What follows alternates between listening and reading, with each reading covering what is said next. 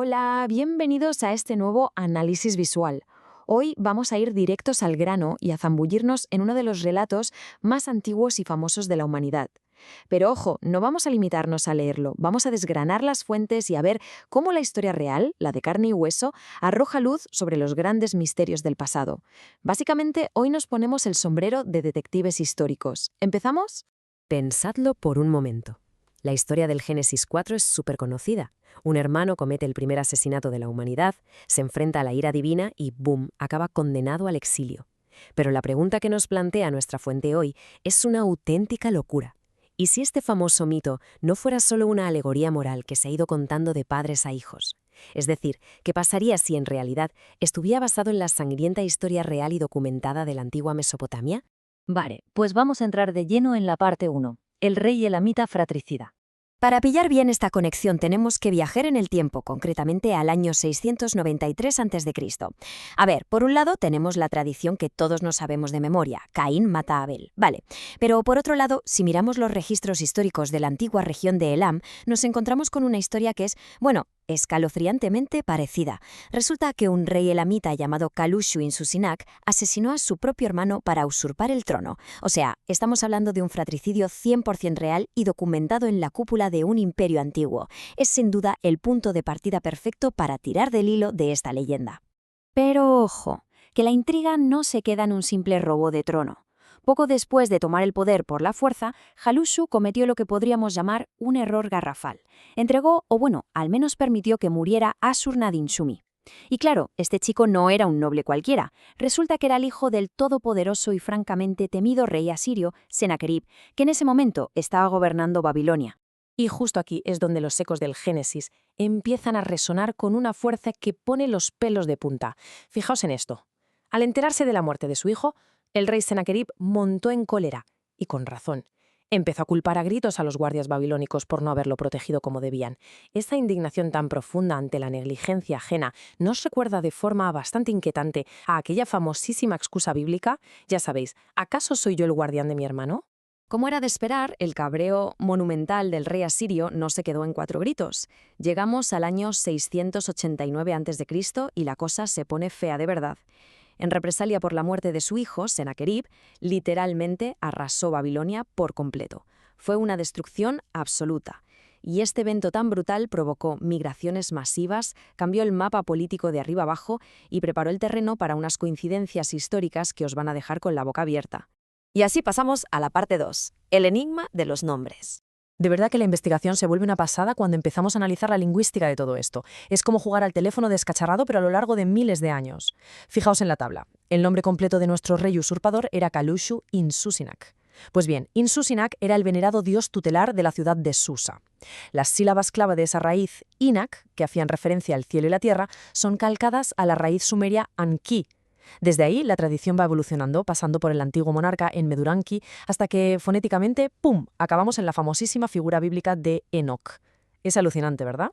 Así que el punto clave aquí es el siguiente.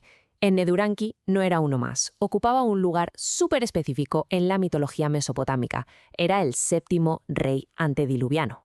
Vale, pues si ahora nos vamos a echar un vistazo a las genealogías de la Biblia, ¿qué descubrimos?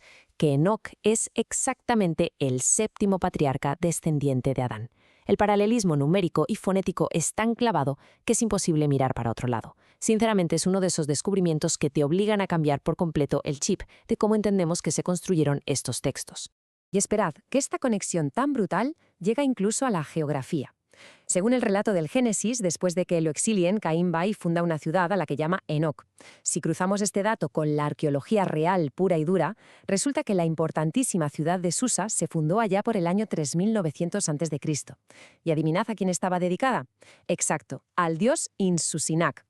La hipótesis que manejan las fuentes propone que esa mítica ciudad de Enoc de la Biblia es en realidad la memoria cultural que quedó de la fundación real y física de Susa.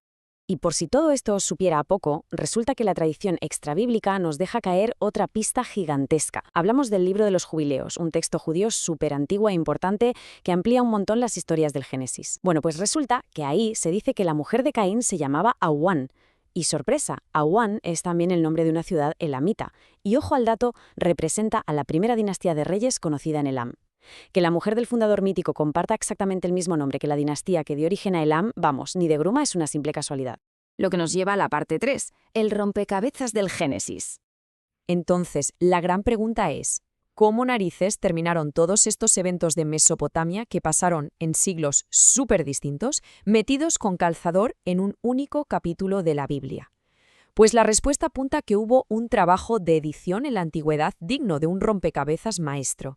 Parece ser que el capítulo 4 del Génesis es, en realidad, una fusión de 3 piezas históricas totalmente distintas. Paso 1, el relato del fratricidio, calcado de la historia del rey Calusu en el siglo VII a.C. Paso 2, la genealogía de Caín, que no es otra cosa que una adaptación de las viejas listas de reyes mesopotámicos. Y paso 3, la fundación de la primera ciudad, que funciona como un eco lejano, un recuerdo de cuando se fundó Susa en el 3900 a.C. Y esto, la verdad, ilustra de maravilla la tremenda complejidad que se esconda detrás del desarrollo de los textos antiguos. Imaginad por un momento la escena. Un redactor, muchos años después, recopilando viejos pergaminos, tejiendo historias y mezclando tradiciones que, en la realidad, estaban separadas por 3000 años. Al juntar la antiquísima fundación de Susa con todos los politiqueos y puñaladas por la espalda del siglo VII, acabaron creando, casi sin querer, la narrativa ininterrumpida que hoy todos leemos sobre Caín. Llegamos a la recta final. Parte 4. ¿Mito o historia real? Bueno, entonces, ¿qué hacemos con toda esta información? A ver, es importantísimo que mantengamos la cabeza fría y seamos rigurosos.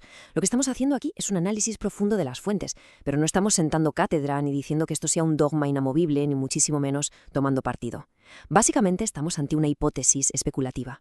Ahora bien, es una hipótesis construida sobre unos cimientos muy serios, se apoya en conexiones etimológicas profundas, en unas coincidencias históricas que te vuelan la cabeza y en datos reales provenientes de la arqueología comparada. A lo mejor nunca llega a probarse al 100%, pero es indudable que las piezas encajan de una manera tan elegante que hace que debatir sobre esto valga totalmente la pena.